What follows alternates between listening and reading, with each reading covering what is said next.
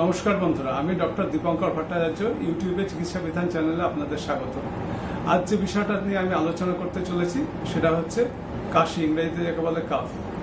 এখন একটা কথা আপনাদের জানিয়ে রাখি যে কাশি কিন্তু কোনো রোগ নয়, এটা একটা রোগ লক্ষণ। বিভিন্ন রোগের সাথে কাশি এই সিমটমটা আসতে পারে। এখন একটা কথা দর্শক বন্ধুদের কাছে একটা অনুরোধ, এই যে কাশির বিভিন্ন রোগের লক্ষণ হতে পারে। কাশির এই চিকিৎসার ভার আপনারা নিজের হাতে তুলে নেবেন না, প্রয়োজনে অবশ্যই সুচিকিৎসকের পরামর্শ নেবেন। এখন মূল বিষয়ে আসছি।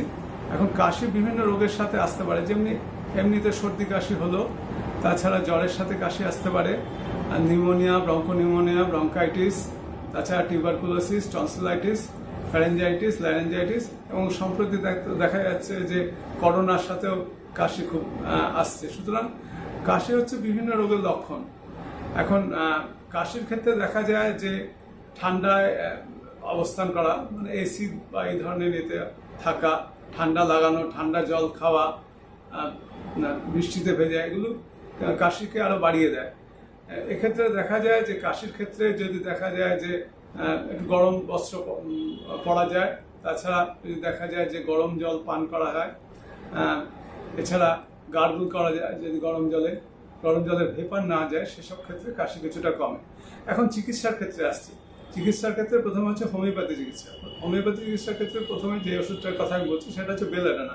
বেলেডানা সাধারণত দেখা যায় যে বেলেডানার কাশি সাধারণত রাতে বাড়ে, শুকনো টাইপের কাশি হয়, দেখা যায় তার সাথে সাধারণত জ্বর থাকে, তার সাথে মাথা ব্যথা এবং গলা ব্যথাও থাকতে পারে, এবং সাধারণত চোখ মুখ সাধারণত একটু লাল হয়ে ওঠে। সেই সব ক্ষেত্রে বেলেডানা 30 2 ফোঁটা করে জলে মিশিয়ে দিনে 2 থেকে 3 বার বা ম্যাক্সিমাম 4-5 বারও ব্যবহার করা যেতে পারে। অনেক ক্ষেত্রে দেখা যায় যাচ্ছে যে জ্বর ভাব আছে, তার সাথে শুকনো ভাব, গলা শুকিয়ে যাচ্ছে, জল পিপাসা পাচ্ছে, কফটা দেখা যাচ্ছে হলুদ রঙের কফ উঠছে, তার সাথে দেখা যাচ্ছে অনেক সময় রক্তের ছিটাও আছে। এইসব ক্ষেত্রে ব্রায়োনিয়া 200 2 ফোঁটা করে একটু জলে মিশিয়ে দিনে 3 বার ব্যবহার করা যায়। হিপার সালফার 30 সেই সব ক্ষেত্রে ব্যবহার করা যায়, যেক্ষেত্রে দেখা যাচ্ছে শুকনো কাশি হচ্ছে, নাক বন্ধ হয়ে গেছে, অনেক সময় নাক দিয়ে হালকা জল পড়ছে, বুকে কফ জমেছে, সেসব ক্ষেত্রে হিপার সালফ 30 2 ফোঁটা করে জলে মিশিয়ে দিনে 3 বার ব্যবহার করা যেতে পারে। অনেক সময় দেখা যায় যে বুকে কফ জমেছে, সাঁই সাঁই করছে, কিন্তু কফ উঠছে না, রোগীর বমি বমি ভাব থাকছে, জল তেষ্টা কম থাকছে, সেসব ক্ষেত্রে ইপিকার 30 2 ফোঁটা করে জলে মিশিয়ে দিনে 3 বার ব্যবহার করা যেতে পারে। কোনিয়াম সেসব ক্ষেত্রে ব্যবহার করা হয়, কোনিয়াম 200 বা 30ও ব্যবহার করা হয় অনেক ক্ষেত্রে।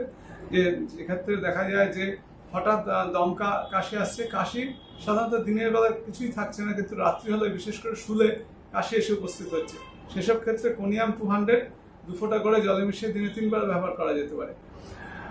এছাড়া দেখা যায় যে স্ট্রাফিসিক্রিয়া সেসব ক্ষেত্রে ব্যবহার করা হয়, স্ট্রাফিসিক্রিয়া 30 বা 200ও ব্যবহার করা হয়। যেসব ক্ষেত্রে দেখা যাচ্ছে যে রাত্রিবেলা কোনো কাশি নেই, কিন্তু দিন হলে যাবতীয় কাশি এসে উপস্থিত হচ্ছে, জাস্ট কোনিয়ামের বিপরীত, সেসব ক্ষেত্রে দেখা যায় যে স্ট্রাফিসিক্রিয়া 30 2 ফোঁটা করে জলে মিশিয়ে দিনে 3 বার ব্যবহার করা যেতে পারে। অনেক সময় দেখা যায় যে ঘংঘঙে কাশি হচ্ছে, রাত্রে কাশি উপস্থিত হচ্ছে, আলজিভ বাড়ছে, সেই সব ক্ষেত্রে হায়াসিয়ামাস 30 2 ফোঁটা করে জলে মিশিয়ে দিনে 3 বার ব্যবহার করা হয়। অনেক ক্ষেত্রে দেখা যায় যে পেট গরম জনিত কাশি হচ্ছে, অনেক সময় হিক্কা উঠছে, সেসব ক্ষেত্রে নাক্স ভূমিকা 30 2 ফোঁটা করে জলে মিশিয়ে দিনে 3 বার ব্যবহার করা হয়। নাক্স ভূমিকার ক্ষেত্রে সাধারণত দেখা যায় যে উপুর হয়ে শুলে কাশি কমে এবং চিত হয়ে শুলে কাশি বাড়ে।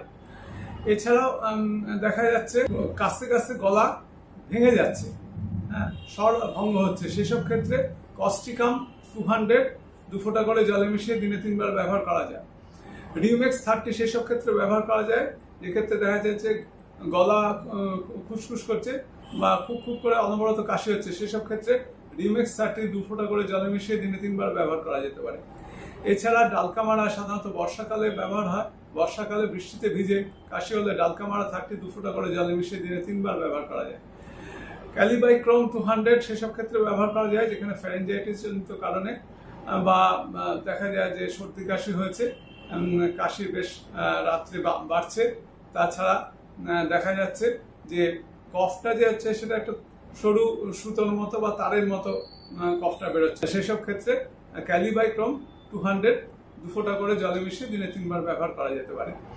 এছাড়া অনেক ক্ষেত্রে দেখা যাচ্ছে যে কাশির দমকে মানে দম বন্ধ হয়ে যাচ্ছে, চোখ মুখ নীল হয়ে যাচ্ছে, দেখা যাচ্ছে মাসল স্টিফ হয়ে যাচ্ছে বা মাসলে খিঁচ ধরছে, সেসব ক্ষেত্রে কিউপ্রামেট 30 2 ফোঁটা করে জলে মিশিয়ে দিনে 3 বার ব্যবহার করা যেতে পারে।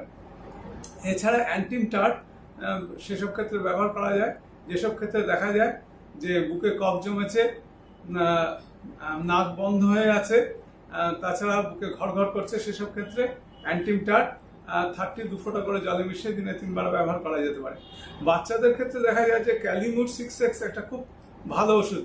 যারা ক্রনিক কাফ অ্যান্ড কোল্ডে ভোগে সেসব ক্ষেত্রে দেখা যাচ্ছে বুকে কফ জমেছে, সর্দি কাশি হচ্ছে, সেসব ক্ষেত্রে ক্যালিমিউর 6X 2টো করে ট্যাবলেট বাচ্চাদের ক্ষেত্রে ঈষৎ উষ্ণ জলে গুলে দিনে 3 বার ব্যবহার করা যেতে পারে।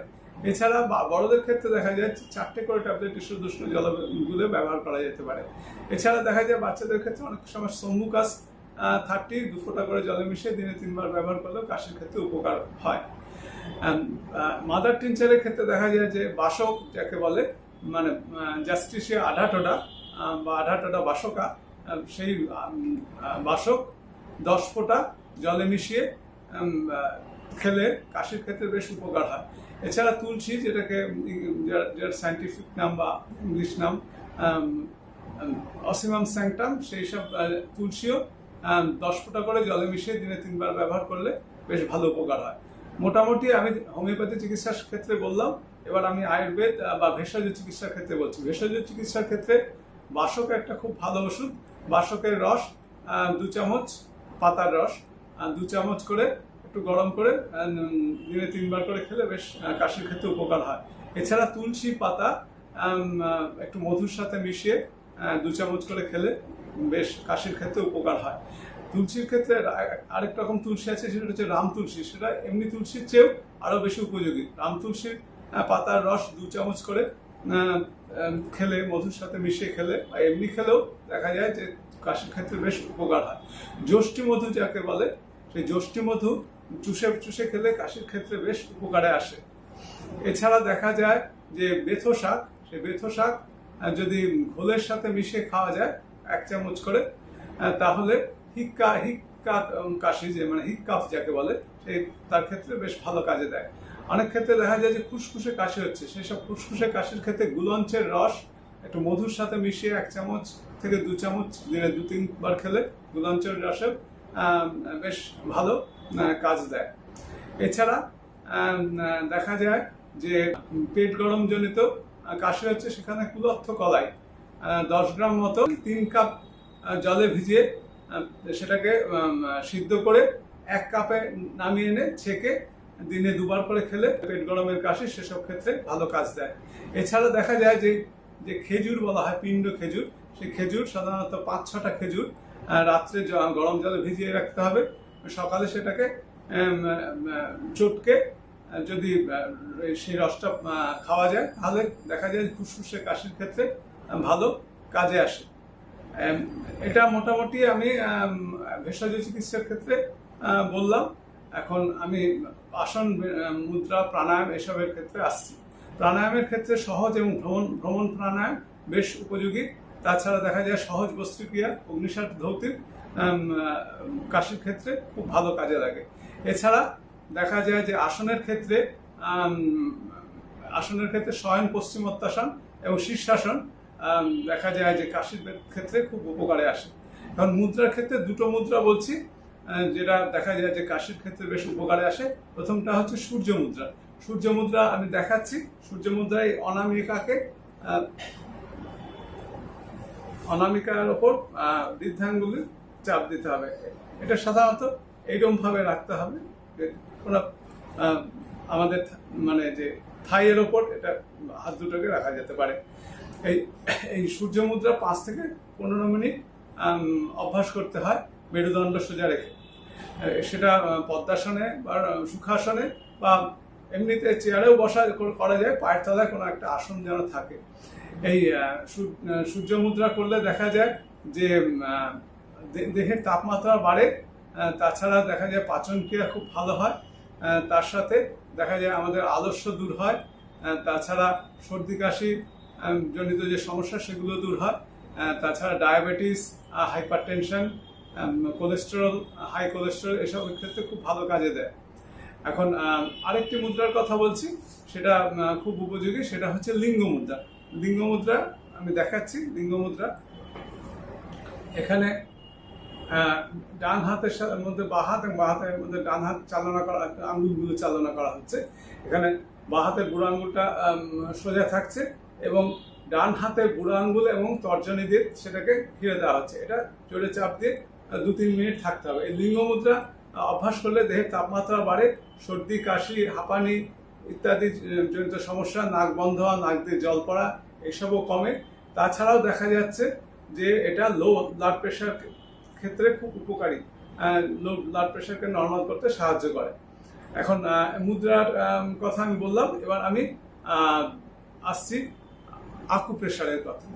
আকুপ্রেশারের কিছু কিছু পয়েন্ট আছে, সেই পয়েন্টগুলোকে প্রেস করতে হবে।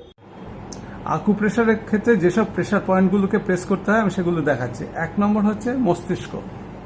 এই প্রেশার পয়েন্টকে 30 থেকে 35 বার প্রেস করতে হবে, 2 হাতেই করতে হবে, দিনে 2 থেকে 3 বার। এরপর হচ্ছে মস্তিষ্কের স্নায়ু, সেটাকেও প্রেস করতে হবে 30 থেকে 35 বার, দিনে 2 থেকে 3 বার করতে হবে। এরপর হচ্ছে মস্তিষ্কের শিরা, এই জায়গাটাও 30 থেকে 35 বার প্রেস করতে হবে। এরপর হচ্ছে গলা, এই জায়গাটা 30 থেকে 35 বার প্রেস করতে হবে, দিনে 2 থেকে 3 বার। এটা হচ্ছে ঘাড়, এটাকেও 30 থেকে 35 বার প্রেস করতে হবে। এরপর 2 হাতেই করতে হবে সবগুলি, দিনে 2 থেকে 3 বার। এরপর যেটা হচ্ছে ফুসফুসের জায়গা, এই জায়গাটা 2 থেকে 3 বার প্রেস করতে হবে। আর 2টি পয়েন্ট সেটা আমি বলছি, যেটা ঠান্ডা সর্দি কাশি এর ক্ষেত্রে উপকারী, সেটা হচ্ছে এইটায় 30 থেকে 35 বার প্রেস করতে হবে, 2 হাতেই করতে হবে। আর এই আঙ্গুলটা 30 থেকে 35 বার প্রেস করতে হবে, 2 হাতেই করতে হবে, দিনে 2 থেকে 3 বার। কাশি নিয়ে আমি আমার যাবতীয় তথ্য পরিবেশন করলাম। যদি ভিডিওটা আপনাদের ভালো লেগে থাকে তাহলে লাইক, শেয়ার, সাবস্ক্রাইব এবং আপনাদের সুচিন্তিত মতামত দিয়ে বাধিত করবেন। আজকে শেষ করছি, নমস্কার।